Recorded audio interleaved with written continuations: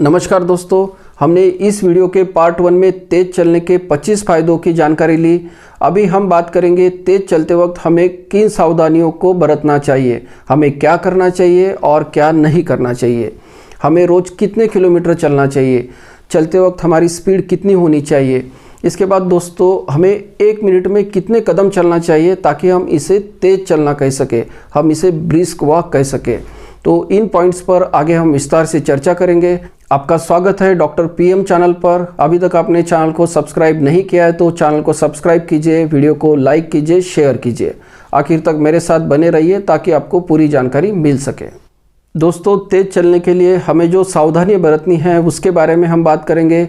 सबसे पहले हमें जो तेज़ चलना है वो कहाँ चलना है, तो इसके लिए आप पार्क को चुन सकते हैं, आप कोई खुली जगह को चुनें। और सबसे जो टाइम अच्छा है तेज़ चलने के लिए ये सुबह का टाइम है। सूरज निकलने के बाद जो सवेरे की धूप रहती है उसमें आप चलिए। इससे आपको क्या फ़ायदा होगा, आपको विटामिन डी भी मिलेगा और आपकी रोग प्रतिरोधक क्षमता बूस्ट होगी। दोस्तों, अगर किसी कारणवश सवेरे आपको पॉसिबल नहीं है तो आप शाम का भी समय चुन सकते हैं।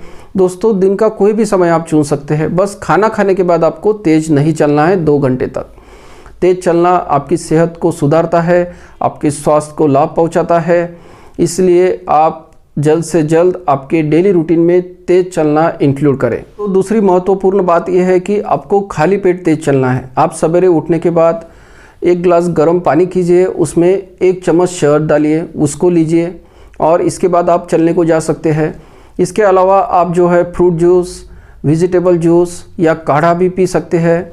तो ये लेने के बाद आपको चलने के लिए निकलना है। दोस्तों, आपको रोज़ 1 घंटा चलना है। यहाँ मैं एक बात जोड़ना चाहता हूँ कि आप जो ब्रिस्क वॉक करते हैं उसको आपको सवेरे 1 घंटा करना है और खाना खाने के बाद जैसे मैंने पिछले वीडियो में बताया था आपको 15 मिनट चलना है, तो आपको नॉर्मल वॉक करना है। तो दोस्तों, इसकी स्पीड कितनी रहेगी इसके बारे में आगे मैं वीडियो में बताऊँगा। तीसरी सावधानी ये लेनी है कि आपको हाइड्रेटेड रहना है। आपको घर से निकलने से पहले 2-3 गिलास पानी पीना चाहिए और आप जैसे चल के आते हैं वापस तो आप ज़रूर पानी पिए, या आप आपका पानी साथ में भी कैरी कर सकते हैं और बीच बीच में पानी पी सकते हैं। चलते वक्त आपको ढीले और आरामदायक कपड़े पहनने हैं।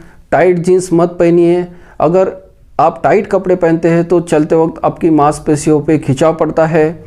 अगर आप टाइट जीन्स पहनते हैं तो आपको वेरिकोज वेन्स की भी दिक्कत हो सकती है, तो इसलिए आप ढीले और सूती कपड़े पहनेंगे तो अच्छा रहेगा। तेज चलते वक्त आपको अच्छे स्पोर्ट शूज़ का इस्तेमाल करना चाहिए। आप अच्छे कंपनी के स्पोर्ट शूज़ खरीदिए। इसकी वजह से जो आपके पैरों में इंजरी आने का खतरा है ये कम हो जाता है। दोस्तों, जो जूते हैं उसकी हील जो है ये फर्म होनी चाहिए और जो आपका सोल रहता है वो फ्लेक्सिबल होना चाहिए। इसकी वजह से क्या करता है, ये आपके पैरों को कुशन देता है और जो चलने के वक्त जो शॉक रहता है उसको एब्जॉर्ब करता है। कुछ लोगों को लगता है कि धूप में चलने की वजह से उनका जो स्किन का कॉम्प्लेक्शन है डार्क हो जाएगा, तो आप सनस्क्रीन का भी इस्तेमाल कर सकते हैं। तेज़ चलने के लिए कौन से जगह का चुनाव करें? तेज़ चलने के लिए आप पार्क या स्कूल का कोई खुला मैदान चुन सकते हैं। आपको पॉट होल वाले रास्ते, गड्ढों वाले रास्ते, अनइवन रास्ते उसको नहीं चुनना है। जो मेन रास्ते हैं, हाईवेज है, उन पे भी नहीं चलना है। खास करके आप अर्ली मॉर्निंग जाते हैं या शाम को अंधेरा होने के बाद हाईवेज पे घूमने जाते हैं तो इसकी वजह से एक्सीडेंट होने का खतरा ज़्यादा बढ़ता है।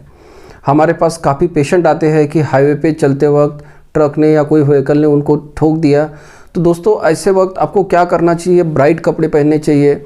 अगर आपके पास मोबाइल है तो उसका टॉर्च ऑन रखिए और हाथ में टॉर्च पकड़ के जाइए।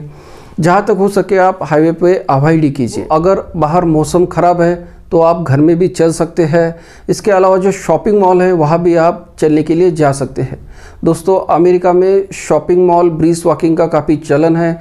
वहाँ सवेरे लोगों को चलने के लिए मॉल खोल दिए जाते हैं और उसका ये फ़ायदा रहता है कि जो मॉल का इन्वायरमेंट है ये काफ़ी सेफ रहता है।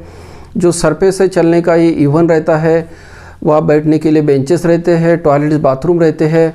तो अमेरिका में ये शॉपिंग मॉल में चलने का चलन काफ़ी बड़ा है। अगर आपने अभी अभी तेज़ चलना शुरू किया है तो एकदम आपको 1 घंटा चलना पॉसिबल नहीं होगा, तो आप शुरू में 10 मिनट चलना शुरू कीजिए। हर हफ्ते में इसको 10 मिनट बढ़ाते जाइए और लगभग आपको इसको 1 घंटे तक बढ़ाना है। इसके बाद आपका स्टेमिना बढ़ता जाएगा और आप आराम से रोज़ 1 घंटा चल पाएंगे। अगर आप 1 घंटा नहीं चल पाते हैं तो आप 30 मिनट या 45 मिनट भी चलिए, उससे भी ज़रूर फ़ायदा होगा। तेज़ चलने के लिए आपको सबसे पहले वार्म अप करना पड़ेगा। वार्म अप करने के लिए आप शुरू में 5 से 10 मिनट धीरे चलिए, इसके बाद आपकी चलने की स्पीड बढ़ाइए और जब आप चलना खत्म करते हैं तो 5-10 मिनट धीरे चलिए, इससे कूल डाउन होगा। इससे दोस्तों आपके मांसपेशियों पे खिंचाव नहीं आएगा, आप आपके मांसपेशियों को स्ट्रेच भी कर सकते हैं। ध्यान रखना है कि तेज़ चलते वक्त आपको बात नहीं करनी है, मोबाइल पे बात नहीं करनी है, मोबाइल में कोई गेम नहीं खेलना है, नहीं तो आपको तेज़ चलने के ज़्यादा फायदे नहीं मिलेंगे। आप दोस्तों के साथ सैर करने जाते हैं और आप गपशप लड़ा रहे हैं, धीरे धीरे चल रहे हैं, तो जो तेज़ चलने के फ़ायदे आपको मिलने चाहिए वो नहीं मिलेंगे। आपको आपकी चलने की स्पीड बरकरार रखनी है, तभी इसके मैक्सिमम बेनिफिट्स आपको मिल सकेंगे। चलने के साथ साथ अगर आपको मेडिटेशन का लाभ लेना है तो आपको ओवर थिंकिंग नहीं करनी है। ओवर थिंकिंग टालने के लिए आप क्या कर सकते हैं, चलते वक्त आपके कदमों को गिनिए, आप 1 घंटे में कितने स्टेप चल पाए। दोस्तों 1 किलोमीटर कंप्लीट करने के लिए आपको लगभग 1200 से 1500 स्टेप चलना पड़ता है। तो 1 घंटे में आप कितने स्टेप चले, इसको आप गिनते हैं तो आपके माइंड में दूसरे विचार नहीं आएंगे, आप आपकी सांसें भी गिन सकते हैं। इसके वजह से आपको मेडिटेशन का लाभ मिलेगा। चलने की गति कितनी होनी चाहिए, तो अगर आप 1 घंटे में 5 या 6 किलोमीटर चलते हैं तो इसको ब्रिस्क वॉक कहा जाता है या तेज़ चलना कहा जाता है। अगर हम चलते वक्त अपने कदम गिनते हैं तो दोस्तों 1 मिनट में अगर आप 80 कदम से नीचे चलते हैं तो ये स्लो वॉक कहा जाता है। अगर आपकी चलने की गति 1 मिनट में 80 से 100 कदम है तो ये नॉर्मल वॉक या मध्यम गति का वॉक कहा जाएगा।